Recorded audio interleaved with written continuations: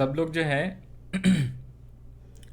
Ready हो जाओ भाई। हम जो है आज जो है रिवाइज करने वाले हैं chapter number 2 basic concepts of macro economics. ठीक है, इस चैप्टर के अंदर we have to study total 8 topics और बड़ा ही छोटा सा ये भी चैप्टर्स है। और इस चैप्टर्स में भी मोस्टली जो है सारे थ्योरी ही पार्ट्स कवर हो रहेंगे। तो चैप्टर नंबर 3 और जो 4 है ना, उस वाले में जो है न्यूमेरिकल पार्ट जो है कवर करेंगे हम लोग, और उसमें से जो है न्यूमेरिकल क्वेश्चंस भी आपके एग्जाम्स के अंदर आते हैं। और चैप्टर 3 और 4 में न्यूमेरिकल क्वेश्चंस भी बहुत सारे गिवन है आपके बुक के अंदर। तो चैप्टर 1 थ्योरी वाला था, चैप्टर 2 भी जो है थ्योरी वाला है। तो सबसे पहले जो है आपको डिस्कस करा दूं टोटल 8 टॉपिक्स कौन कौन से पढ़ने हैं। टॉपिक नंबर 1 है डोमेस्टिक टेरिटरी का मीनिंग पढ़ना, also known as economic territory. Second जो टॉपिक है वो है आपका नॉर्मल रेसिडेंट्स। थर्ड जो टॉपिक है factor income and transfer income. Fourth जो टॉपिक है final goods and intermediate goods. Fifth जो है आपका कंजम्पशन, यहाँ पे कंजंक्शन नहीं है, ये आप ठीक कर लेना, consumption goods and capital goods. This is consumption goods, ठीक है जी, consumption goods and capital goods. Six जो टॉपिक है आपका gross investment, net investment and depreciation. फिर seventh net indirect tax and eighth और लास्ट टॉपिक है net factor income from abroad, जिसको NFIA भी कहते हैं, और नेट इनडायरेक्ट टैक्स को NIT भी कहते हैं। तो ये जो लास्ट का जो 3 टॉपिक है ना, ग्रॉस इन्वेस्टमेंट, नेट इन्वेस्टमेंट यानी कि डेप्रिशिएशन, नेट इनडायरेक्ट टैक्स जिसके अंदर इनडायरेक्ट टैक्स और सब्सिडीज आएगा, NFIA net factor income from abroad के अंदर factor income from abroad and factor income to abroad. तो ये 3 टॉपिक नेक्स्ट वाले चैप्टर में, चैप्टर नंबर 3 में भी आएगा और चैप्टर नंबर 4 में भी इसका यूज़ करेंगे हम लोग वाइल सॉल्विंग न्यूमेरिकल क्वेश्चंस। ठीक है जी। तो सबसे पहला जो टॉपिक है वो है आपका क्या, domestic territory also known as economic territory. तो इसके अंदर ध्यान से देखो जी, डोमेस्टिक टेरिटरी का मतलब क्या होता है। Simply it means political frontier of a country. किसी भी कंट्री का, किसी भी देश का जो पॉलिटिकल फ्रंटियर होता है, और सिंपल यू कैन से जो बाउंड्री लाइन होती है, ठीक है, तो वो कहलाता है आपका क्या, domestic territory. For the purpose of national income, for the purpose of national income accounting it is used in a wider concept. तो अगर हम नेशनल इनकम की बात करते हैं ना, तो सिर्फ और सिर्फ जो बाउंड्री लाइन होता है किसी भी कंट्री का, वही हम कंसिडर नहीं करते, बल्कि ये एक वाइडर कंसेप्ट हो जाता है for the purpose of national accounting, national income accounting के लिए। क्योंकि जो एम्बेसीज होते हैं ना, जैसे इंडियन एम्बेसीज हैं, तो मान लो इंडियन एम्बेसी दूसरे कंट्री में है, तो उसको भी नेशनल इनकम कैलकुलेट करते वक्त इंडिया का ही पार्ट मानते हैं, बट एक्चुअली में वो तो है कहाँ पे, दूसरे देश में। तो इसीलिए जो कंट्री का जो बाउंड्री लाइन है, पॉलिटिकल जो टेरिटरी है, पॉलिटिकल लाइन जो है, पॉलिटिकल फ्रंटियर जो है, तो वो तो होता ही है डोमेस्टिक टेरिटरी के अंदर। प्लस ये जो डोमेस्टिक टेरिटरी का मीनिंग है for the purpose of national income accounting, ये एक वाइडर टर्म्स में हम लोग यूज़ करेंगे। ठीक है जी, बहुत ही वाइडर सेंस के अंदर।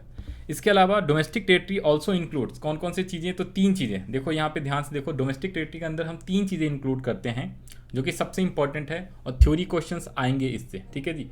और जो प्रिकॉशंस वाली चीज़ें हैं, या एक क्वेश्चन ऐसा भी आता है आपके एग्जाम में, कुछ एग्जाम्पल्स दे देगा और आपसे कहेगा क्या कि किसको हम नेशनल इनकम में इंक्लूड करते हैं और किसको नहीं करते।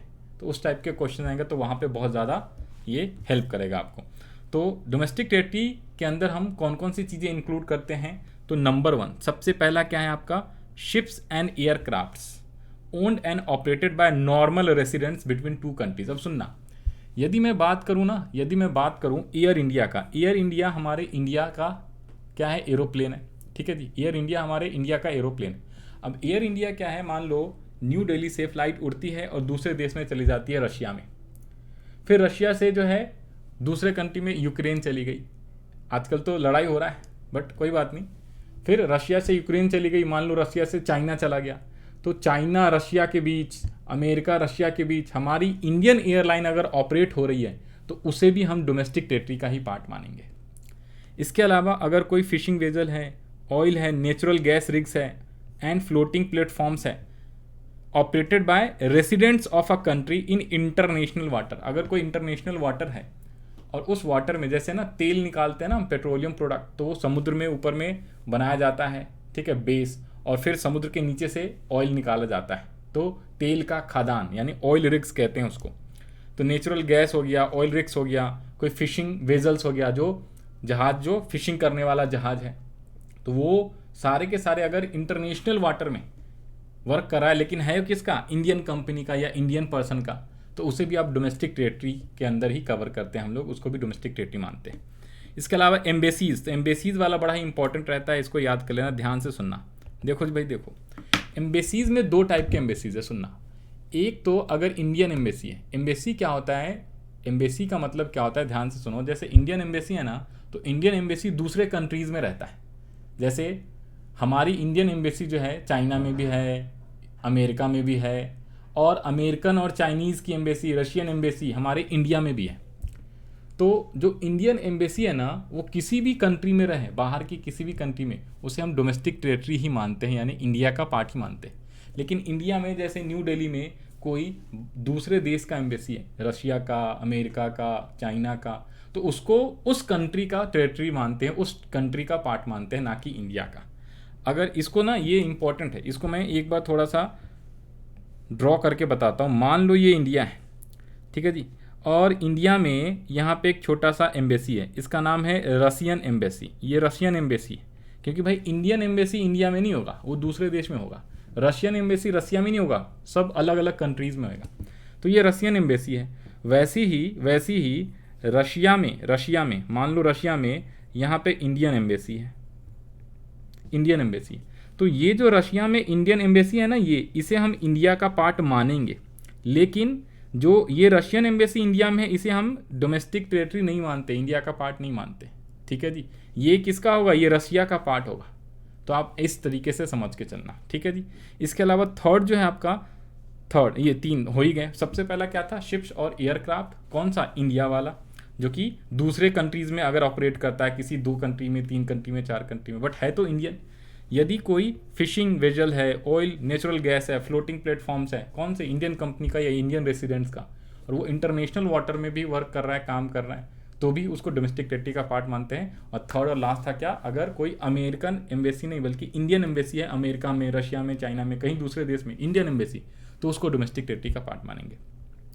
फिर इसके नीचे आता है domestic territory does not include, वो कौन कौन से आइटम्स है जिसको हम डोमेस्टिक टेरिटरी में इंक्लूड नहीं करते हैं। नंबर कौन सा, सबसे पहला एम्बेसीज, कॉन्सुलेट्स, इसके अलावा मिलिट्री इस्टेब्लिशमेंट। अब देखो, मैंने अभी बोला अगर कोई रशियन एम्बेसी है और वो है इंडिया में, न्यू दिल्ली में है मान लो, बॉम्बे में है मान लो, तो उसको हम नहीं मानेंगे, उसको डोमेस्टिक टेरिटरी में मानेंगे, क्योंकि वो दूसरे देश का एम्बेसी।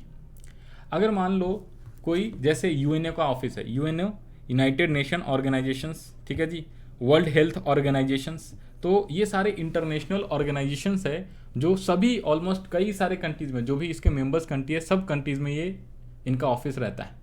तो उसको जो है ना, हम उस कंट्री का पार्ट नहीं मानते, यानी कि हम डोमेस्टिक टेरिटरी का पार्ट नहीं मानेंगे। किसको किसको, कोई भी दूसरे देश की एम्बेसी हो, UK embassy, Russian embassy, America embassy, China embassy, ये सारे एम्बेसी इंडिया में भी होगा तो भी हम डोमेस्टिक टेरिटरी नहीं मानेंगे। और इंडिया में यूएनओ का ऑफिस है, डब्ल्यूएचओ का ऑफिस है, ठीक है, कोई इंटरनेशनल ऑर्गेनाइजेशन है, तो उसका ऑफिस इंडिया में है, बट स्टिल उसे हम डोमेस्टिक टेरिटरी का पार्ट नहीं मानते, ठीक है जी। तो ये समझ में आ गया होगा आपको डोमेस्टिक टेरिटरी का मतलब क्या है, डोमेस्टिक टेरिटरी में कौन कौन सी चीज़ें इंक्लूड होती हैं, कौन कौन सी चीज़ें एक्सक्लूड होती। इसके ऊपर यहाँ पे देखो आपको ये कुछ एग्जांपल्स मिल जाएगा, क्वेश्चंस मिल जाएगा, इसे भी मैं साथ में करा देता हूँ, आप ध्यान से सुन लेना और साथ साथ में रिप्लाई करते रहना चैट बॉक्स में। सबसे पहला है क्या, इंडियन कंपनी इन लंदन। भाई है कौन सी कंपनी, इंडियन कंपनी है, लेकिन कहाँ पे है, दूसरे देश में। तो अगर कोई कंपनीज वगैरह दूसरे देश में होएगा ना, चाहे वो इंडियन ही क्यों ना हो, तो उसको हम डोमेस्टिक टेरिटरी का पार्ट नहीं मानते।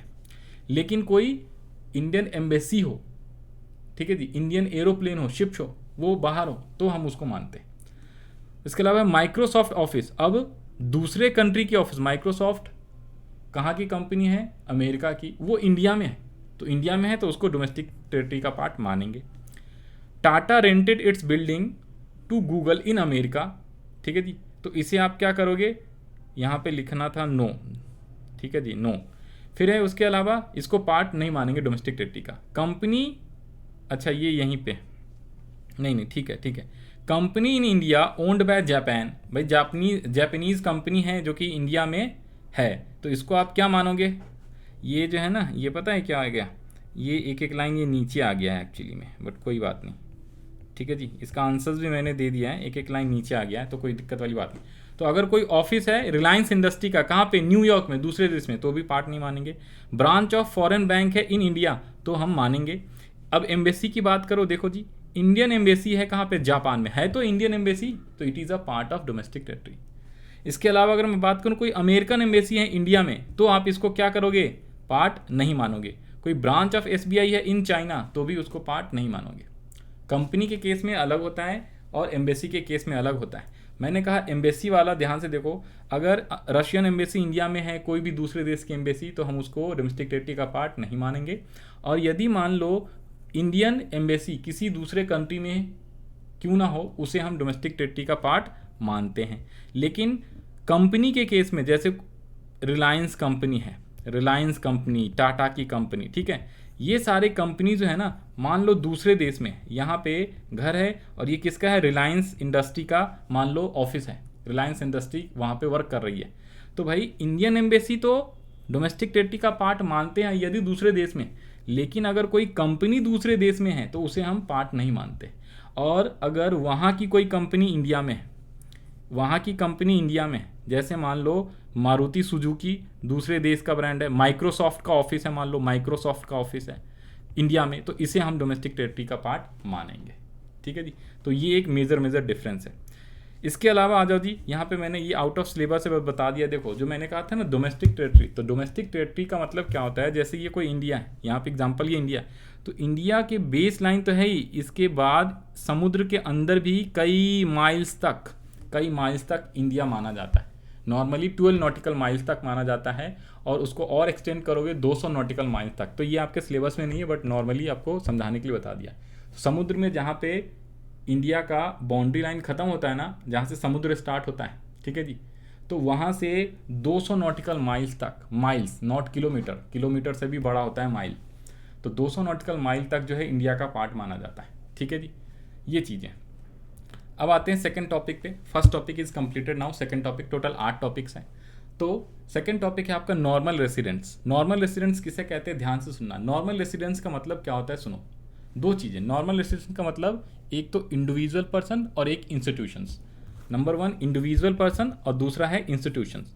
तो कोई भी इंडिविजुअल हो या कोई भी इंस्टीट्यूशन हो, अगर उसका इकोनॉमिक इंटरेस्ट कहाँ पे है, इंडिया में। इकोनॉमिक इंटरेस्ट का मतलब वो काम इंडिया में करता है, प्रॉफिट्स वगैरह सारा जो है इंडिया में ही लाके देता है। ठीक है जी, तो उसे हम बोलते हैं क्या, उसे बोलते हैं नॉर्मल रेसिडेंट्स। तो लिखा हुआ है क्या, एन इंडिविजुअल और इंस्टीट्यूशंस हुज ओरिजिनली रेसाइड्स, कहने का मतलब कि वो उस जिस कंट्री में रहता हो एंड साथ साथ में उसका इकोनॉमिक इंटरेस्ट जो है जिस कंट्री में लाइज करता हो। मान लो कोई मिस्टर जॉन है, जॉन फॉरनर है, लेकिन अब वो इंडिया में रह रहा है और उसका इकोनॉमिक इंटरेस्ट भी इंडिया में, तो उसको हम नॉर्मल रेसिडेंट मान सकते हैं। लेकिन अगर कोई मिस्टर मोहन है, वो इंडिया में तो जन्म लिया और इंडिया में ही रह रहा है, तब तो नॉर्मल रेसिडेंट है, उसका इकोनॉमिक इंटरेस्ट भी यहाँ है। लेकिन यदि वो बाहर चला जाता है, अमेरिका चला जाता है, पढ़ने गया अमेरिका 20 साल की उम्र में, और उसके बाद वहीं पर टिक गया, वहीं पर रह गया, ठीक है, पिछले 10-20 साल से वहीं पर रह रहा है, उसकी उम्र अभी 40 साल हो गई, वो पढ़ने के बाद वहीं पर सेटल हो गया, ठीक है, वो आ ही नहीं रहा है इंडिया में, और जो भी कमाता खाता पीता है सब वहीं पे, तो रह भी वहीं रहा है और उसका इकोनॉमिक इंटरेस्ट भी वहीं है, तो उसको हम कहेंगे क्या, वो रेसिडेंट नहीं रहा अब। ठीक है जी, तो ये होता है क्या, आपको दो चीज़ें याद रख लेनी है नॉर्मल रेसिडेंट का मतलब। नंबर 1, जिस कंट्री में वो रह रहा है, अगर मैं इंडिया की बात करूँ तो वो पर्सन या इंस्टीट्यूशन इंडिया में रह रहा हो, प्लस उसका इकोनॉमिक इंटरेस्ट भी इसी कंट्री में हो, तो हम उसे क्या मानेंगे, नॉर्मल रेसिडेंट मानेंगे। इसके अलावा यहाँ पे क्या लिखा हुआ है, क्या इकोनॉमिक इंटरेस्ट का मतलब क्या होता है। इकोनॉमिक इंटरेस्ट का मतलब क्या होता है, तो economic interest implies 2 things. Number 1, वो क्या हो, रेसिडेंट्स लिव्स और located with in that domestic territory. Live का मतलब वो रह रहा हो, और साथ में वो क्या कर रहा हो, the resident carries out basic economic activities of earnings, spendings, accumulation from that location. मतलब कि कमा भी उसी कंट्री में रहा है, खर्च भी उसी कंट्री में रहा है, और उसी कंट्री में वो क्या कर रहा है, एक्यूमुलेशंस कर रहा है उसी लोकेशंस के अंदर, तो उसको इकोनॉमिक इंटरेस्ट माना जाता है।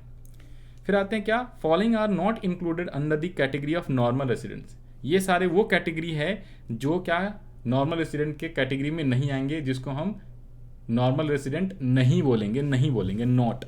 ठीक है जी, नहीं बोलेंगे। कौन कौन से, तो ध्यान से देखो। अगर कोई मिस्टर जॉन टूरिस्टर आया इंडिया में घूमने, जॉन घूमने आया, 2 दिन 4 दिन घूमा और फिर वापस चला गया, तो भाई 2-4 दिन के लिए आया तो हम उसको थोड़े बोलेंगे कि नॉर्मल रेसिडेंट है, वो फॉरेनर ही कहलाएगा।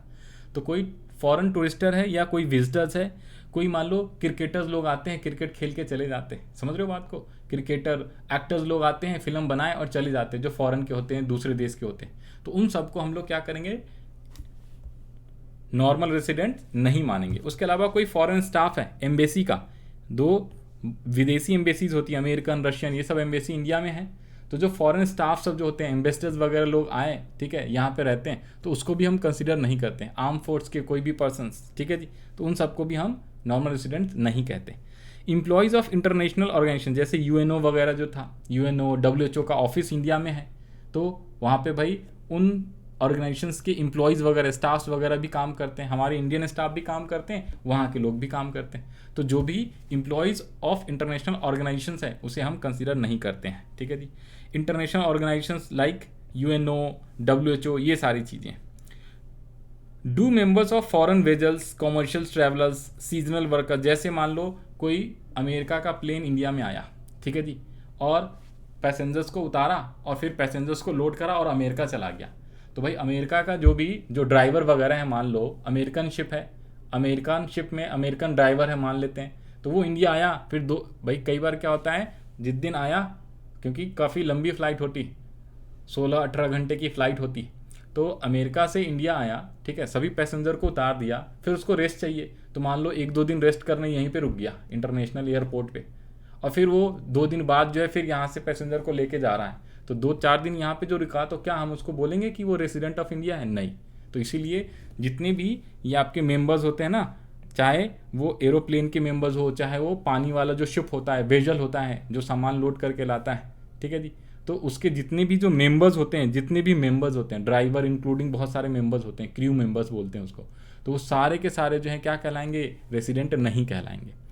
फिर आगे है border workers who live near the international border. देखो जी, जो बॉर्डर है हमारा इंटरनेशनल बाउंड्री है, जैसे इंडिया और नेपाल का बाउंड्री है, उसमें कोई भी फेंसिंग, तार वार कोई भी घेरा हुआ नहीं है, तो इंडिया वाले नेपाल में चले जाते हैं, नेपाल वाले इंडिया में आ जाते हैं आसानी से। पाकिस्तान के बॉर्डर की तरफ से तो घेरा हुआ है, क्योंकि उससे हमारा लड़ाई चलते रहता है, नेपाल वाले में नहीं घेरा हुआ, तो यहाँ के लोग उधर, उधर के लोग इधर, डेली काम करने, सामान आने जाने करते रहते हैं।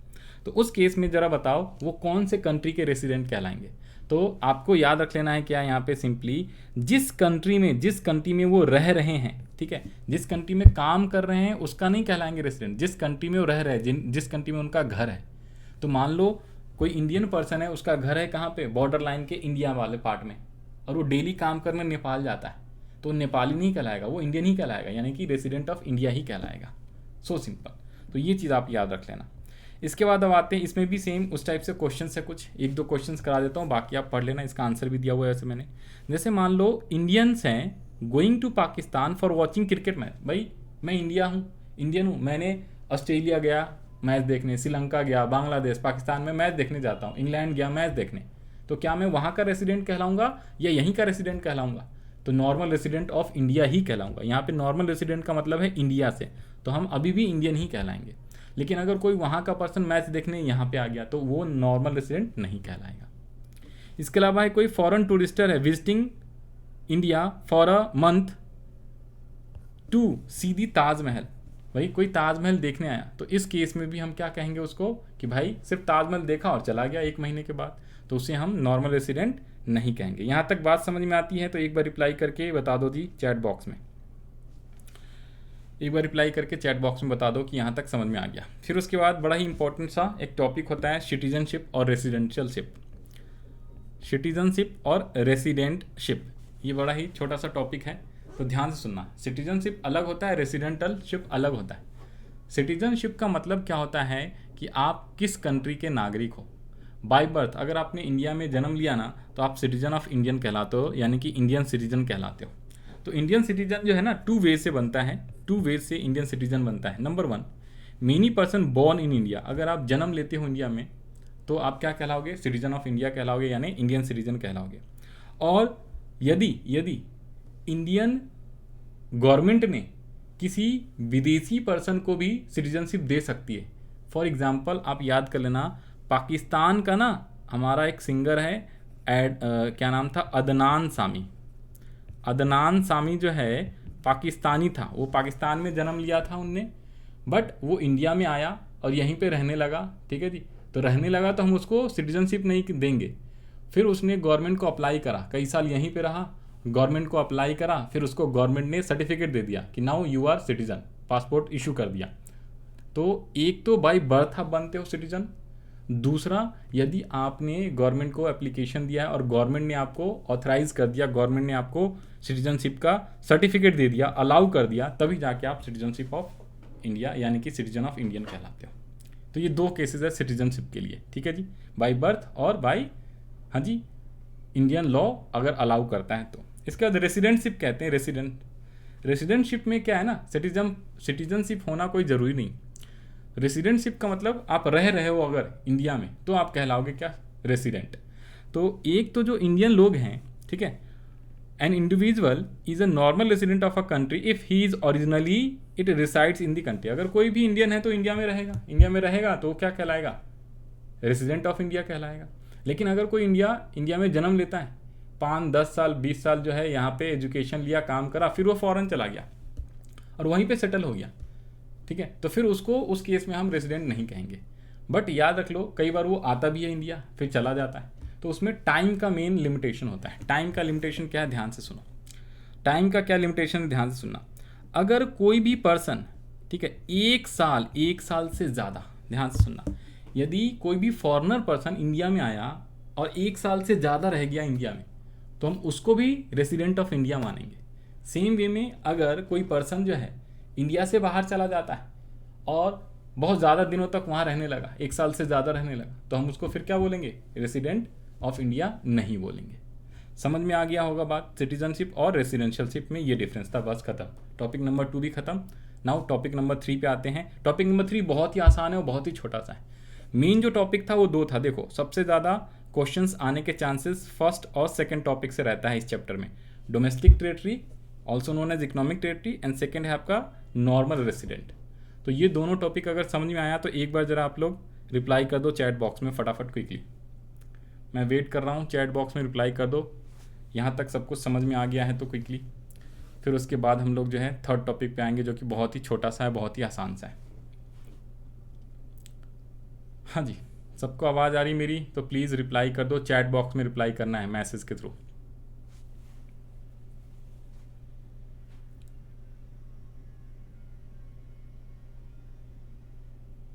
चलो आ गया जी रिप्लाई, यस सर, ओके। अब आ जाओ जी थर्ड टॉपिक पे। थर्ड टॉपिक बड़ा ही आसान सा है, factor income and transfer income. Factor income क्या होता है, ध्यान से सुनो। यहाँ पे डिफरेंशिएशन भी है, कई बार डिफरेंशिएशन लिखने को आ जाएगा आपके एग्जाम में। What are the differences between factor income and transfer income. Factor income, transfer क्या, देखो, ट्रांसफ़र का मतलब फ्री की चीज़ें, ट्रांसफ़र का मतलब फ्री फंड की चीज़ें, फ्री में जो चीज़ आपको मिल जाए। फ्री में क्या क्या मिलता है सर, फ्री में क्या मिलता है बताओ ज़रा आपको। फ्री में कई बार गवर्नमेंट सब्सिडीज देती है, कई बार गवर्नमेंट जो है आपको स्कॉलरशिप देता है। अगर आप स्टूडेंट हो, मार्क्स अच्छे लाते हो, आप यू कैन सिंपली से कि आप अगर डिस्ट्रिक्ट टॉप करते हो, स्कूल टॉप करते हो, अगर आप जो है स्टेट टॉपर हो, तो आपको कई सारे स्कॉलरशिप दिया जाता है थ्रू गवर्नमेंट, ठीक है, गवर्नमेंट प्रोवाइड करती है बाय गवर्नमेंट। तो वो सारे के सारे ट्रांसफ़र इनकम के अंदर आते हैं। और आपका जो है फैक्टर इनकम क्या कहलाता है, फैक्टर में क्या है ना, आप बदले में कुछ ना कुछ मेहनत करते हो। जैसे आपने किसी के यहाँ पे काम करा और उसने आपको पैसे दिए या जो भी आपको इन रिटर्न दिया, तो उसे आप फैक्टर इनकम बोलोगे। तो याद करो, there are 4 factors of production, हमने सर्कुलर फ्लो में पढ़ा था। 4 फैक्टर्स ऑफ प्रोडक्शन जो हाउस होल्ड देता है फॉर्म को। Number 1 land, labour, capital, entrepreneur या एंटरप्राइज। तो लैंड के बदले हमें क्या मिलता है, हाउस होल्ड को क्या मिलता है, लैंड के बदले रेंट मिलता है। इसके अलावा जो लेबर है, लेबर लोग काम करते हैं, उसको क्या मिलता है बदले में, वेजेस मिलता है। जो कैपिटल देते हैं उसके बदले में इंटरेस्ट मिलता है। और जो एंटरप्रेन्योर्स हैं या एंटरप्राइज है, उन लोग को लास्ट में प्रॉफिट मिलता है। तो these are the factor incomes, जो उन्होंने फैक्टर सर्विस दिया, बदले में जो मिला फैक्टर इनकम, तो इसे हम फैक्टर इनकम बोलते हैं। हाउस होल्ड के लिए फैक्टर इनकम है वही। और अगर मैं फॉर्म की बात करूँ, जो देने वाला है, देने वाले के लिए वही फैक्टर पेमेंट्स हो जाता है। देखो, हमें 2 चीज़ पढ़ना है, factor income and transfer income. Income का मतलब हमें रिसीव हो रहा है, अगर मान लो मैं पर्सन ए हूँ तो मुझे मिल रहा है, पैसे आ रहे हैं, रिसीव हो रहे हैं, तो फैक्टर इनकम बदले में मैंने कुछ ना कुछ दिया है, बदले में मैंने कुछ ना कुछ मेहनत किया है, काम किया है, फैक्टर इनकम। और मेरे पास कोई भी चीज़ फ्री की आ जाती है, फ्री फंड की चीज़ें, जैसे मुझे स्कॉलरशिप मिल गया गवर्नमेंट ने, जब मैं बूढ़ा हो जाऊंगा तो मेरे को ओल्ड एज पेंशन मिलेगा गवर्नमेंट से, ओल्ड एज पेंशन याद रख लेना, old age pension, scholarship, gifts मिला। मान लो इंडिया है, इंडिया में फ्लड आ गया, अर्थक्वेक आ गया, किसी दूसरे देश ने गिफ्ट कर दिया, मदद कर दी, कोरोना के टाइम में दवाइयाँ मदद कर दिया, तो फ्री फंड की चीज़ें। फिर उस देश में कई बार कोई प्रॉब्लम आती है तो दूसरा देश जो है, हम जो है वहाँ उसको मदद कर देंगे। तो जब हमें मिला फ्री की चीज़ें, ठीक है, इंडिया के प्रोस्पेक्टस में बात करो तो हम उसको बोलेंगे क्या, ट्रांसफ़र इनकम। और हम जब उसको किसी दूसरे को देते हैं फ्री में कोई चीज़ें, ठीक है, तो उसे बोलते हैं ट्रांसफ़र पेमेंट्स। और फैक्टर इनकम, फैक्टर पेमेंट, तो जब हमें मिलता है कोई मेहनत की वजह से, कुछ हमने दिया बदले में, काम करा, ठीक है, रेंट, वेजेस, इंटरेस्ट और प्रॉफिट्स, ये सारी चीज़ें, तो फैक्टर इनकम। और जब हम किसी को यही चीज़ देंगे दूसरे को तो फैक्टर पेमेंट्स कहलाएगा। तो ये आपका डिफरेंस जो है आप यहाँ से पढ़ लेना, ठीक है जी, ये मैंने आपको करा दिया है। मीनिंग फैक्टर इनकम क्या है, for rendering factor services. Transfer income क्या है, without rendering any services. Nature क्या होता है, ऑलवेज रिमेंबर, फैक्टर इनकम को हम नेशनल इनकम कैलकुलेट करते वक्त, डोमेस्टिक इनकम कैलकुलेट करते वक्त इंक्लूड करते हैं, लेकिन ट्रांसफ़र इनकम को इंक्लूड नहीं करते, ना तो डोमेस्टिक में ना तो नेशनल में। कंसेप्ट क्या है, ये अर्निंग कंसेप्ट है, ये रिसीट कंसेप्ट है। हमें फैक्टर इनकम जो है अर्न करते हैं, कमाते हैं, लेकिन ट्रांसफ़र इनकम क्या होता है, सिर्फ रिसीप्ट होता है, फ्री में मिल जाता है। उसके बाद क्या है, it is received by factor of production and it is what, received by house hold and government, from government. फिर यहाँ पे एग्जांपल भी, रेंट, वेजेस, इंटरेस्ट, और ये रहा स्कॉलरशिप, ओल्ड एज पेंशन, यहाँ पे ओल्डेस्ट पेंशन की जगह पे ओल्ड एज पेंशन लिखना था। अनएम्प्लॉयमेंट, एक और भी चीज़ है, कई बार ना आपको पेंशन मिलता है, उस पेंशन का नाम है रिटायरमेंट पेंशन। तो रिटायरमेंट पेंशन जो होता है फैक्टर इनकम होता है, क्योंकि आपने कई सालों तक काम किया है किसी के कंपनी में, तो कंपनी आपको रिटायरमेंट के बाद कुछ पेंशन देती है, तो वो पेंशन आपको फैक्टर इनकम में कवर होता है और उसको नेशनल इनकम में इंक्लूड करते हैं, domestic income, national income calculate करते वक्त। लेकिन जो ओल्ड एज पेंशन है, ठीक है जी, old age pension, unemployment allowances क्या होता है, वो आपको बेरोजगारी भत्ता हिंदी में कहते हैं, ठीक है जी। तो ये सारे फ्री चीज़ें हैं, फ्री वाली, तो इसे हम ट्रांसफ़र इनकम कहते हैं। तो ये हमारा टॉपिक ख़त्म हो गया। उसके बाद आते हैं क्या, टॉपिक नंबर 4, बहुत ही, ये भी छोटा सा है और बहुत ही आसान है। टॉपिक नंबर 4 पे आ जाओ दी। मैं थोड़ा फास्ट रिवीजन करा रहा हूँ क्योंकि हमने पढ़ा हुआ है ऑलरेडी सारी चीज़ें, तो मैं रिवीजन के पर्पज़ से जो आपको ये सारी चीज़ें रिवाइज करा रहा हूँ, ठीक है जी। Now fourth topic is final goods and intermediate goods. Final goods किसे कहते हैं भाई, फाइनल गुड्स का मतलब जो क्या है, आपका last stage of the production process जो है वो कंप्लीट कर चुका है, और यू कैन सिंपली से जो क्या कर चुका है, cross the boundary line of production की जो बाउंड्री लाइन है वो क्रॉस कर दिया। मान लो मैंने क्या किया, शुगर केन खरीद के लाया, गन्ने की खेती कर रहे हैं, गन्ना मैं खरीद के लाया, उसको मैंने क्या किया, गन्ने से मुझे चीनी बनाना है, तो गन्ने को पहले मैंने लाया, साफ़ किया, धोया, काटा, फिर उसको मशीन से जूस निकाला, ठीक है जी। जूस निकालने के बाद फिर उसको आग की भट्टी पे पकाना होता है। तो these are the call process, ठीक है, फॉर मेकिंग शुगर। तो शुगर केन को खरीद के लाया, और ये जो हम प्रोसेस कर रहे हैं तो अभी बना नहीं है, शुगर केन खरीदा तो क्या है, वो आपका इंटरमीडिएट गुड्स है, क्योंकि उससे आप कोई दूसरा गुड्स बना रहे हो। अब वो प्रोसेस में चला गया, पहले उसको जूस निकाला, फिर उसको आग के भट्टी पे पका रहे हैं, तो ये अंडर प्रोसेस है, अब ये फाइनल गुड्स बना नहीं। फिर पकने के बाद उसको पॉलिश वॉलिश करके चीनी के फॉर्मेट में, शुगर के फॉर्मेट में बना दिया जाएगा, तो फिर वो क्या कहलाएगा, आपका फाइनल गुड्स कहलाएगा, ठीक है जी। तो जब वो क्रॉस कर जाता है बाउंड्री लाइन ऑफ प्रोडक्शन, ठीक है, तो उससे हम बोलते हैं फाइनल गुड्स, ओके। तो यहाँ पे लिखा हुआ है, it refers to those goods which are used either for the, और इसके अलावा एक और भी चीज़ आपको लिखना है, फाइनल गुड्स वो गुड्स होते हैं जिसको हम क्या करते हैं, या तो कंजम्पशन पर्पज़ के लिए या इन्वेस्टमेंट पर्पज़ के लिए यूज़ करते हैं। तो ये दो चीज़ें आपको डेफिनेशन में मीनिंग लिख के आना है। नाउ इंटरमीडिएट गुड्स क्या कहलाता है, वो गुड्स जिससे आप क्या करते हो, which are used either for resale और फॉर दी फर्दर प्रोडक्शन। अब मान लो, देखो आपको एक सिंपल बताते हैं, चीनी हमारे लिए फाइनल गुड्स है। हम कौन थे, हम शुगर केन खरीद के लाते थे और चीनी बनाते थे।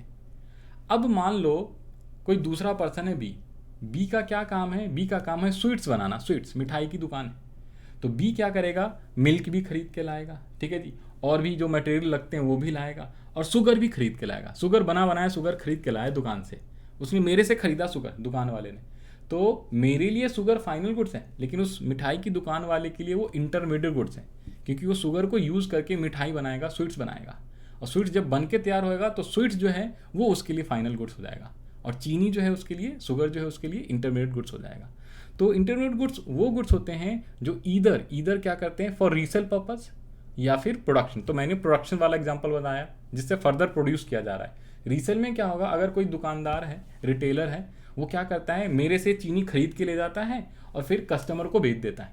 तो उस दुकानदार के लिए भी वो चीनी क्या है, शुगर क्या है, इंटरमीडिएट गुड्स ही है, वो फाइनल नहीं। फाइनल कस्टमर के लिए हो गया जो उसको कंज्यूम कर लेता है डायरेक्टली।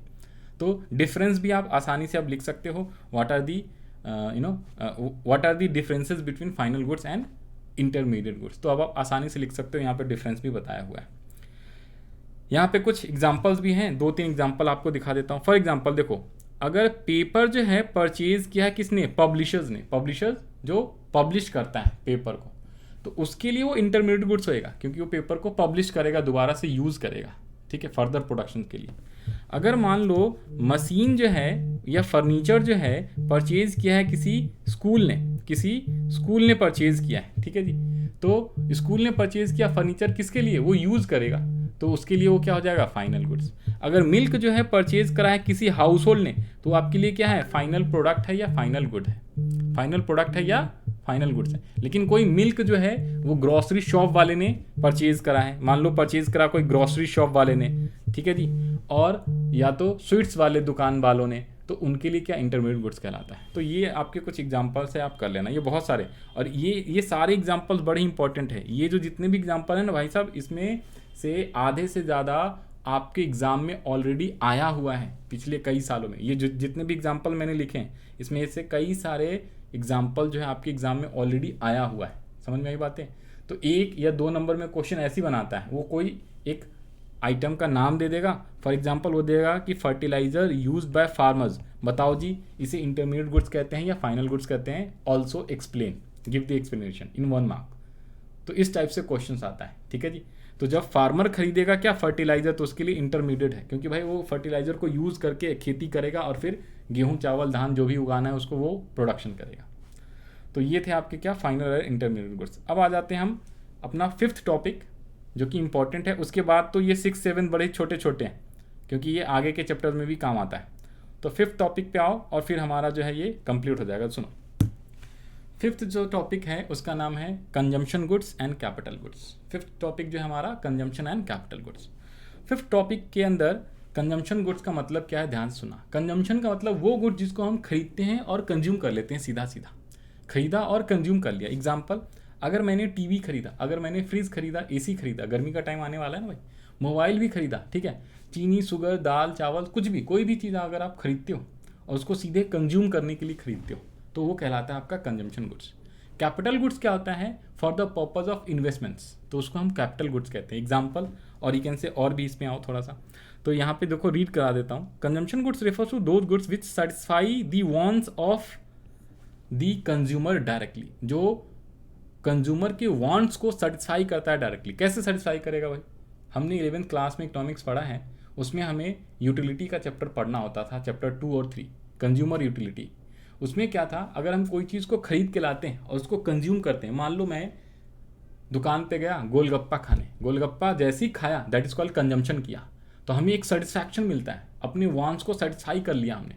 तो जब भी गुड्स से कंज्यूमर की वांट्स सेटिस्फाई होती है, मैं टीवी लाया और टीवी अपने घर के लिए यूज़ करने के लिए लाया, कंजम्पशन करने के लिए लाया, और टीवी में देखता हूँ, बड़ा मज़ा आता है, मेरे को एंटरटेनमेंट होता है, तो मेरी सेटिस्फैक्शन जो है क्या हो रहा है, वांट्स जो है सेटिस्फाई हो रहा है, तो दैट इज कॉल्ड आपका कंजम्पशन गुड्स। तो कंजम्पशन गुड्स के कई टाइप्स होते हैं, ड्यूरेबल गुड्स, सेमी ड्यूरेबल और नॉन ड्यूरेबल।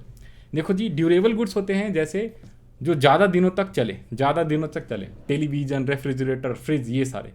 सेमी ड्यूरेबल कम दिनों तक के लिए, क्लॉथ्स, ठीक है, क्लॉथ्स, शूज़, ये सारे ये ज़्यादा दिनों नहीं चलते। जैसे देखो, अगर आप टीवी खरीदते हो 10 साल 20 साल काफ़ी साल तक चलाते हो, ठीक है, आपने 4 व्हीलर खरीदा कंजम्पशन के लिए, ठीक है, कार खरीदा, आपने बाइक खरीदा, तो कई 10 साल 15 साल यूज़ करते हो, तो लंबे समय के लिए उसे कहते हैं क्या, ड्यूरेबल, ज़्यादा दिनों तक चल रहा है। सेमी ड्यूरेबल मतलब कुछ समय के लिए, 1 साल से ज़्यादा, लेकिन 5 साल 6 साल, ऐसे आप कह सकते हो, 1 साल से 5 साल नॉर्मली, 5 साल से ज़्यादा वाला ड्यूरेबल, 1 साल से 5 साल आप नॉर्मली मान लो ड्यूरेबल, ठीक है जी। जैसे फ़ोन वोन मोबाइल वाइल खरीदते हो ना, वो 5 साल से ज़्यादा नहीं टिकता, टेक्नोलॉजी भी कुछ ख़राब होती है, कुछ ना कुछ ख़राब हो जाता है, 1 साल से ज़्यादा टिक जाता है, तो आप ये कह सकते हो। और नॉन ड्यूरेबल में जैसे सब्जी वगैरह आता है, फूड वगैरह आता है, साग सब्जी, वो नॉन ड्यूरेबल में होता है, वो बहुत जल्दी ख़राब हो जाता है। तो सारे के सारे हैं क्या, ये सारे कंज्यूमेबल गुड्स ही हैं, कंजम्पशन के लिए हमने खरीदा। अब आते हैं क्या, एक सर्विसेज भी है आपका, तो कंजम्पशन गुड्स के अंदर सर्विसेज भी आता है। सर्विसेज मतलब भाई हम अपने फ़ोन में एयरटेल, जियो या वोडाफोन यानी आइडिया वाला सिम यूज़ करते हैं, ठीक है जी। तो हम उसकी सर्विसेज यूज़ कर रहे हैं, तो सर्विसेज को भी हम क्या कर रहे हैं, कंजम्पशन पर्पज़ के लिए यूज़ कर रहे हैं, ठीक है। तो वो भी आपका कौन सा, कंजम्पशन गुड्स कहलाता है। कैपिटल गुड्स क्या होता है, एग्जाम्पल है प्लांट एंड मशीनरी, इक्विपमेंट बड़े बड़े, जिससे हम फर्दर प्रोडक्शंस करेंगे। हमने कोई मशीन खरीदा, मान लो एक चीज़ और भी एग्जाम्पल बताता हूँ, अगर मैंने कोई 4 व्हीलर खरीदा, टैक्सी, नाम सुना है, देखो एम्बेसडर वगैरह जो टैक्सी चलता है, टैक्सी में भी जो है, या मान लो 4 व्हीलर खरीदा और हम उसको ओला और उबर में चला रहे हैं। ध्यान से सुनना, अगर मैंने 4 व्हीलर खरीदा और मैं अपने पर्सनल पर्पज़ के लिए खरीदा तो उसे हम कंजम्पशन गुड्स कहेंगे। लेकिन मैंने 4 व्हीलर खरीदा और उससे मैं ओला उबर में वो चला रहा हूँ, ठीक है जी, तो वो आपका कंजम्पशन गुड्स नहीं कहलाएगा, वो आपका किस में आ जाएगा, कैपिटल, क्योंकि एक तरीके से हमने उसको इन्वेस्ट कर दिया और उससे ओला और ड्राइवर रखा हुआ है और वो डेली आता है, मेरी गाड़ी ले जाता है और डेली वो पैसे कमा के शाम को मेरे को कुछ रेंट दे देता है, तो हमने उसको इन्वेस्टमेंट पर्पज़ के लिए खरीदा है, तो that is called capital goods. तो कैपिटल गुड्स वो गुड्स होते हैं जिससे क्या होते हैं, फर्दर प्रोडक्शंस किया जाता है, तो वो हो गया। और हमने कोई मशीनरी खरीदा फैक्ट्री में और उससे हम कोई भी गुड्स प्रोड्यूस कर रहे हैं, तो आपको क्या है, कैपिटल गुड्स। तो प्लांट एंड मशीनरी, इक्विपमेंट, ये सारे आपके कैपिटल गुड्स आ गए। यहाँ पे डिफरेंसेस भी लिख दिया है, तो ये डिफरेंसेस आप पढ़ लेना, आप आसानी से आप पढ़ सकते हो। ये क्या करता है, कंजम्पशन गुड जो है सेटिस्फाई करता है ह्यूमन वांट्स को, ये सेटिस्फाई नहीं करेगा ह्यूमन वांट्स को, इनडायरेक्टली करेगा। ये directly consumption good directly satisfy करता है, सीधा खरीदा और कंज्यूम कर लिया, खा लिया हमने, लेकिन इनडायरेक्टली सेटिस्फाई करता है आपका कौन सा, कैपिटल गुड्स। इसके अलावा है क्या, प्रोडक्शन कैपेसिटी, तो प्रोडक्शन कैपेसिटी नहीं होता है कंजम्पशन गुड्स में, किस में होता है, कैपिटल गुड्स में प्रोडक्शन कैपेसिटी होता है। एक्सपेक्टेड लाइफ, इसकी एक्सपेक्टेड लाइफ क्या होती है, हाँ जी, ड्यूरेबल गुड्स की थोड़ी ज़्यादा होती है, बाकी नॉर्मली सभी गुड्स का लिमिटेड होता है, लेकिन इसका क्या होता है, मोर देन अ ईयर होता है। और भी कई सारे हैं, कार, क्लॉथ्स, ये सारे जो है एग्जाम्पल्स है, आपको बताना है कौन सा फाइनल गुड्स है, कौन सा इंटरमीडिएट गुड्स है, ठीक है। उसमें भी कौन सा कंजम्पशन गुड्स है, कौन सा कैपिटल गुड्स है। तो फाइनल गुड्स के अंदर आता है कैपिटल गुड्स और कंजम्पशन गुड्स, याद रख लेना, ठीक है। और इंटरमीडिएट गुड्स अलग हो जाता है। यदि मान लो एक बता देता हूँ आपको, यदि कार जो है हमने परचेज करा है हाउस होल्ड ने, हाउस होल्ड मतलब खुद के यूज़ के लिए, तो वो है तो फाइनल गुड्स, लेकिन वो कंजम्पशन गुड्स आएगा। लेकिन अगर कार, अभी बताया आपको, टैक्सी के लिए हमने खरीदा है, टैक्सी में चलाने के लिए, ओला उबर, तो है तो वो फाइनल गुड्स ही, क्योंकि बना बनाया कार खरीद के लाया, लेकिन हम उसको यूज़ कर रहे हैं इन्वेस्टमेंट पर्पज़ के लिए, तो वो आपका कैपिटल गुड्स कहलाएगा। और यदि कार को किसी ने खरीदा है रीसेल करने के लिए, भाई दुकानदार, कार का होलसेलर, डीलर है, वो खरीदा है, कार को बेचेगा, तो उसके लिए वो इंटरमीडिएट गुड्स है, सो सिंपल। वैसे ही क्लॉथ का भी है और आगे के अदर गुड्स के लिए भी है, सर्विसेज के लिए। तो ये तीनों में आप डिफरेंस आपको अच्छे से आ गया होगा समझ में। अब हम बढ़ते हैं पॉइंट नंबर 6, 7, 8, बहुत ही छोटा छोटा पॉइंट है और बड़ा ही इंपॉर्टेंट सा पॉइंट है। ये जो है हमारा कहाँ पे यूज़ होता है, न्यूमेरिकल वाले पोर्शन में, कहाँ पे, चैप्टर 3 और 4 में भी ये यूज़ होगा। देखो 3 है, सबसे पहला आपका क्या है, इसमें मेनली याद रखो डेप्रीशिएशन। तो डेप्रीशिएशन कैसे कैलकुलेट करते हैं, याद करो, डेप्रीशिएशन भी मैंने बताया था रेगुलर क्लास में। डेप्रीशिएशन कैलकुलेट कैसे करते हैं जी, अगर आपको डेप्रीशिएशन कैलकुलेट करना है तो नेट इन्वेस्टमेंट जो होता है उसको माइनस करना होता है ग्रॉस इन्वेस्टमेंट में से। मतलब फार्मूला क्या बना, gross investment minus net investment. सुनो, यदि मैंने 4 व्हीलर खरीदा है आज नहीं, मान लो 4 साल पहले, 4 व्हीलर आपने 10 लाख में 4 साल पहले खरीदा, गाड़ी खरीदी 4 व्हीलर 10 लाख में, यानी कि वो एसेट्स है, फिक्स एसेट्स है। उस एसेट्स में एक तरीके से हमने वो इन्वेस्ट करा है, ठीक है जी, कैपिटल गुड्स है, टैक्सी ओला वगैरह के लिए, तो हमने इन्वेस्टमेंट कैपिटल गुड्स करा, यानी कि फिक्स एसेट्स है हमारा, 10 लाख का हमने 4 व्हीलर खरीदा। अब उसको चलाते आ रहे हैं और आज हो गया 4 साल बाद, 4 साल पहले खरीदा था, आज 4 साल बाद जो है मार्केट में उसको बेचने जाऊंगा तो क्या वो 10 लाख का बिकेगा, नहीं, कम में बिकेगा, उसकी आज की डेट में मार्केट वैल्यू कम हो रखी होगी। मान लो 10 लाख में 4 साल पहले खरीदा था और आज उसकी वैल्यू है कितनी, 5 लाख है, मान लो 5 लाख, 6 लाख मान लो, 6 लाख आसानी के लिए। तो 10 लाख माइनस 6 लाख, तो जो 10 लाख था जब नया खरीदा था उसे ग्रॉस इन्वेस्टमेंट बोलते हैं, ग्रॉस वैल्यू बोलते हैं। और आज की डेट में जो 6 लाख रुपए वैल्यू है उसी कार की, उसे हम बोलते हैं नेट इन्वेस्टमेंट। तो ग्रॉस से नेट पे जो डिफ्रेंशिएशन है, यानी कि 10 लाख से 6 लाख, तो वैल्यू कितने से डिक्रीज हो गया, 4 लाख। तो उस 4 लाख को हम क्या बोलते हैं, डेप्रिशिएशन बोलते हैं। ठीक है जी। तो इसलिए gross value minus net value, gross investment minus net investment equals to होता है डेप्रिशिएशन। डेप्रिशिएशन का सिंपल मतलब क्या होता है, डीवैल्यूएशन इन एसेट्स।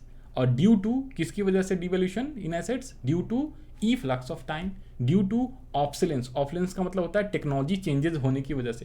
भाई हर 1 साल 2 साल में नए नए मॉडल के कार मोबाइल्स आ जाते हैं।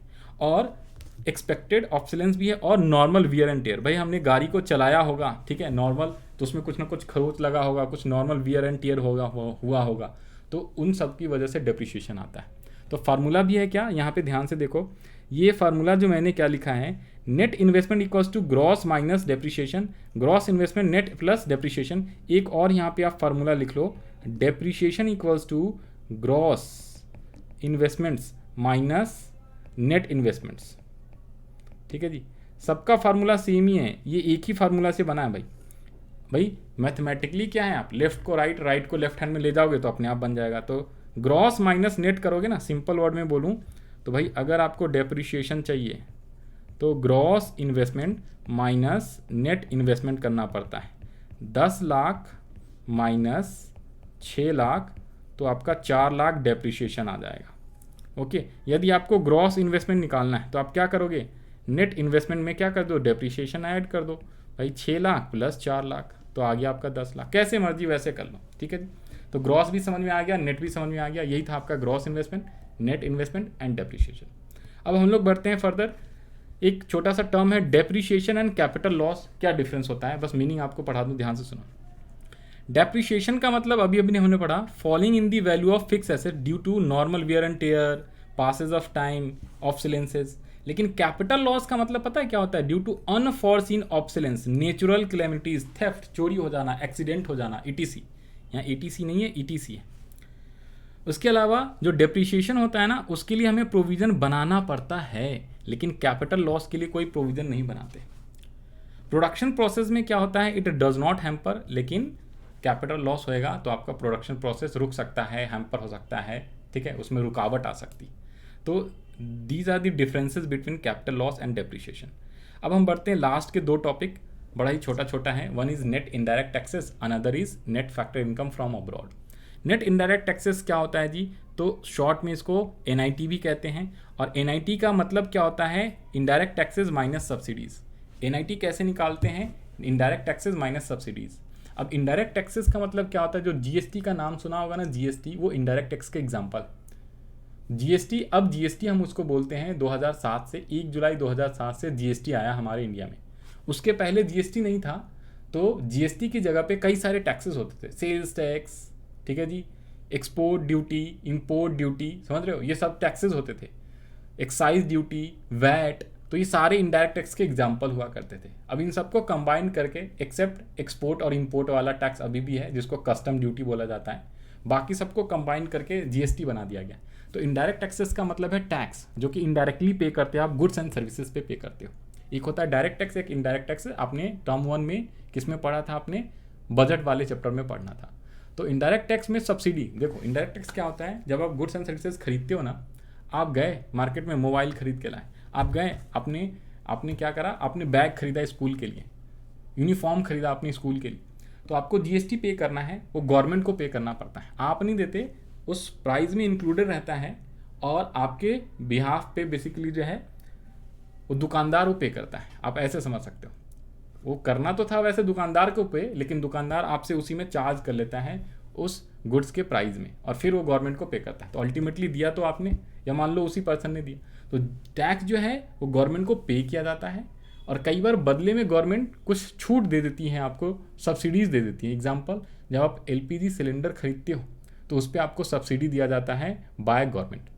तो अगर आपने टैक्स दिया 100 रुपये गवर्नमेंट को GST, और मान लो गवर्नमेंट ने आपको 20 रुपये का सब्सिडी दे दिया बाद में, ओके, तो 100 रुपये माइनस 20 रुपये, आपका नेट टैक्स कितना पे किया, 80 रुपये। तो that is called that is called net indirect taxes. So simple. तो indirect tax minus subsidy equals to net indirect tax, short में NIT भी कहते हैं। अब हम लोग बढ़ते हैं किस पे, एक और भी चीज़ होता है क्या, फैक्टर कॉस्ट और मार्केट प्राइस। एक और भी चीज़ होता है फैक्टर कॉस्ट और मार्केट प्राइस। तो ध्यान से सुनो, फैक्टर कॉस्ट का मतलब क्या होता है। देखो, फैक्टर कॉस्ट का मतलब जो अगर आपने कोई सामान बनाया है फैक्ट्री में, अगर कोई आपने सामान बनाया है फैक्ट्री में और उसको आप बेचना चाहते हो, गुड्स बेचना चाहते हो, मान लो आपने पेन्स बनाए फैक्ट्री में और पेन को आप मार्केट में बेचना चाहते हो। अब ये पेन बनाया ना आपने, तो पेन की आपकी कॉस्ट आई है कितनी, 10 रुपये। कॉस्ट आई है आपको 10 रुपये प्लस ध्यान से सुनो, इसमें आपने 2 रुपये प्रॉफिट भी अर्न करना है, तो उसको भी आपने जोड़ दिया उसी कॉस्ट में। तो इसको हम बोलते हैं फैक्ट्री कॉस्ट, फैक्टर कॉस्ट बोलते हैं basically. Factor cost, factory cost नहीं, फैक्ट्री से याद रख लेना। फैक्ट्री में जब सामान बना तो 10 रुपये हमने खर्चे निकाले, उसमें अपना 2 रुपये प्रॉफिट भी ऐड कर दिया, तो प्रॉफिट वगैरह सब मिला के जो कॉस्ट बना उसे फैक्टर कॉस्ट बोलते हैं। और फिर उसको मार्केट में जब आप बेचने जाओगे, भाई 12 रुपये की कॉस्ट है, इसको बेचने जाओगे तो भाई ज़्यादा में बेचोगे, मान लो 15 रुपीज़ में आप बेच रहे हो उसको, तो this is called market price. जो प्राइस मार्केट में आप बेचोगे जिस प्राइस पे, उसे मार्केट प्राइस बोलते हैं। और इन दोनों का डिफरेंस पता है क्या है, इन दोनों का डिफरेंस NIT ही होता है, नेट इनडायरेक्ट टैक्सेस, मतलब इनडायरेक्ट टैक्सेस माइनस सब्सिडीज। अगर आपने जो भी GST दिया है और यदि गवर्नमेंट ने कुछ सब्सिडी दे दिया, तो मान लो अगर मैं बोलूँ 12 रुपये था फैक्ट्री कॉस्ट और मार्केट प्राइस है 15 रुपये। अब ध्यान से सुनो, 12 रुपये फैक्ट्री कॉस्ट, 15 रुपये मार्केट प्राइस, तो 3 रुपये जो है ना, अब 3 रुपये क्या है ये भी समझो। इसमें आपने GST पे करा है मान लो 4 रुपये और गवर्नमेंट ने आपको सब्सिडीज दिया है 1 रुपये, सब्सिडीज, ठीक है जी। तो नेट आपने नेट इनडायरेक्ट टैक्सेस कितना है, 3 रुपये का, नेट इनडायरेक्ट टैक्सेस 3 रुपये का। तो जब आप फैक्टर कॉस्ट में NIT ऐड करते हो तो आपको मार्केट प्राइस निकलता है, और अगर मार्केट प्राइस में आप NIT लेस कर दोगे तो आपको क्या मिल जाएगा, फैक्टर कॉस्ट। और अगर मैं बोलूँ NIT का फार्मूला, तो NIT equals to market price minus factor cost. So simple, याद रख लेना आप, ठीक है जी। और NIT इक्वल्स टू क्या होता है जी, IT माइनस सब्सिडीज। आप ये भी ध्यान रख लेना, ओके। तो ये आपका लिखा हुआ है नेट इनडायरेक्ट टैक्स का, पूरा हमने मीनिंग पढ़ लिया। अब एक लास्ट टॉपिक है, that is called net factor income from abroad, also known as NFIA।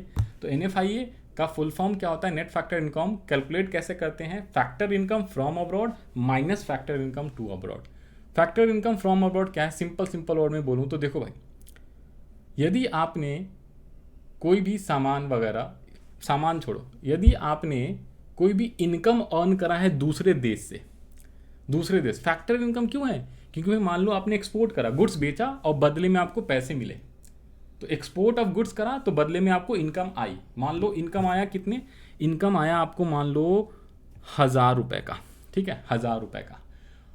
और आपने कुछ इंपोर्ट भी करा दूसरे देशों से, दूसरे देशों का मतलब सभी देश मिला के, rest of the world, India को छोड़ के, हम इंडियन हैं, इंडिया में रह रहे, हमने कई देशों में सेल करा गुड्स को, हमने पाकिस्तान भी भेजा, बांग्लादेश भी भेजा, चाइना भी भेजा, रसिया भी भेजा, UK भी भेजा, USA भी भेजा, बहुत सारे सब जगह एक्सपोर्ट करा, ठीक है जी। और हमने 1000 रुपये कमाए।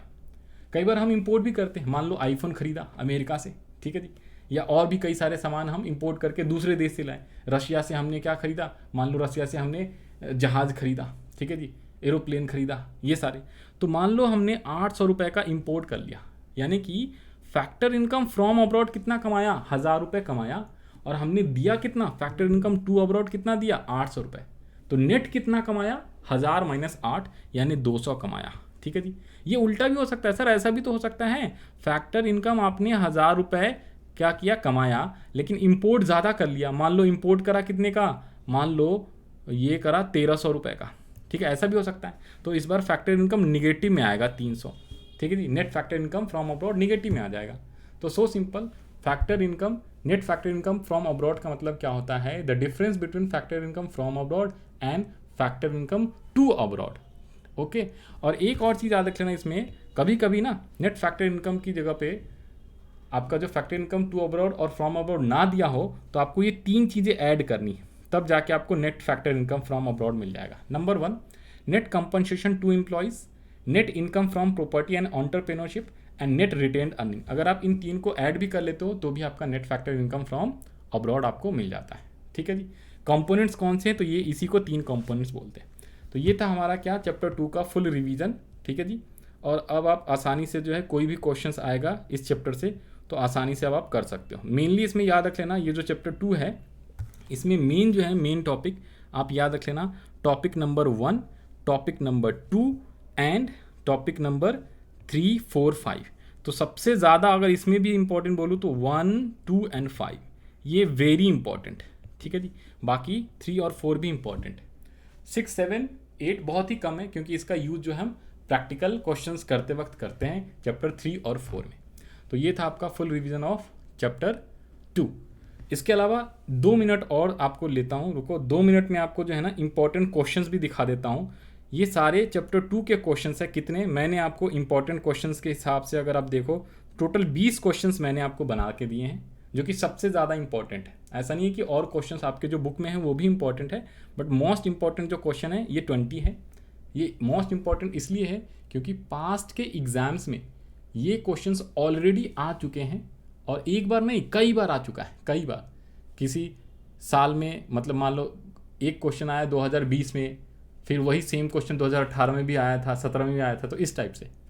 तो ये वो सारे क्वेश्चंस हैं जो कई बार आपके एग्जाम्स में आ रखे हैं। क्वेश्चन नंबर 1 क्या है, डिफाइन करेंट ट्रांसफ़र यानी ट्रांसफ़र इनकम वाला, ठीक है। Define final goods, define consumption goods, define capital goods, define करो डेप्रिसिएशन को, डिफाइन कैपिटल इन्फॉर्मेशन यानी कि इन्वेस्टमेंट, ठीक है जी। डिफाइन ग्रॉस इन्वेस्टमेंट, ओके जी। Give 2 examples of intermediate goods, define resident, what are subsidies, okay. Distinguish between factor income and transfer receipts यानी transfer income. फिर है distinguish between intermediate product and final product यानी intermediate goods और final goods. Machine purchase, देखो ये important, इस type से बोला हुआ था मैंने क्वेश्चन। मशीन परचेज करा है और कह रहा है कि क्या ये ऑलवेज फाइनल गुड्स होता है, डू यू अग्री? ना भैया, मशीन परचेज करोगे तो हमेशा फाइनल गुड्स नहीं है। फाइनल गुड्स तब है जब हम मशीन को कंज्यूम कर रहे होंगे, लेकिन मशीन को फैक्ट्री वाले ने खरीदा for the purpose of production तो उसको इंटरमीडिएट गुड्स कहेंगे। तो इस टाइप से आंसर लिखना है। Define intermediate goods and final goods, distinguish between final goods, intermediate goods, consumption goods and capital goods. उसका टेबल वाइज करके, जब भी डिस्टिंक्शन का क्वेश्चन रहेगा तो आप टेबल वाइज आंसर लिख के आओगे, और मैंने अपने नोट्स में टेबल वाइज आंसर भी बना के दिया है आपको। तो वही सेम डिट्टो कॉपी पेस्ट करनी है, चिपकाना है, तो उसके लिए आप प्रैक्टिस करना है। फिर उसके बाद है what are the capital goods, फिर डिस्टिंग्विश बिटवीन इंटरमीडिएट, सब वही सेम क्वेश्चन है। और उसके बाद ये जो 3 लास्ट के क्वेश्चन है ये बहुत ही ज़्यादा इंपॉर्टेंट है। क्वेश्चन नंबर 18, 19 जो आपको अभी चैप्टर पढ़ाते वक्त जो एग्जाम्पल करवा रहा था ना मैं, उसी पे ये सेम क्वेश्चन है। ये सब भी आपके एग्जाम में ऑलरेडी आ रखे हैं, पास बोर्ड एग्जाम में, ठीक है जी। तो जैसे कि कह रहा है क्या हम इसको नॉर्मल रेसिडेंट कंसीडर करेंगे कि नहीं, यस नो, ये वाला है। फिर इसमें डोमेस्टिक टेरिटरी ऑफ इंडिया का पार्ट मानेंगे कि नहीं मानेंगे, और किसको इंटरमीडिएट गुड्स और किसको फाइनल गुड्स मानेंगे। तो ये थे आपके टोटल सबसे ज़्यादा 20 इंपॉर्टेंट क्वेश्चन इस चैप्टर के। मैंने रिवीजन भी कराया और क्वेश्चन भी आपको दिखा दिया। अब आपके पास कोई डाउट होगा तो आप पूछ लेना। आज की क्लास हम यहीं पे एंड करते हैं।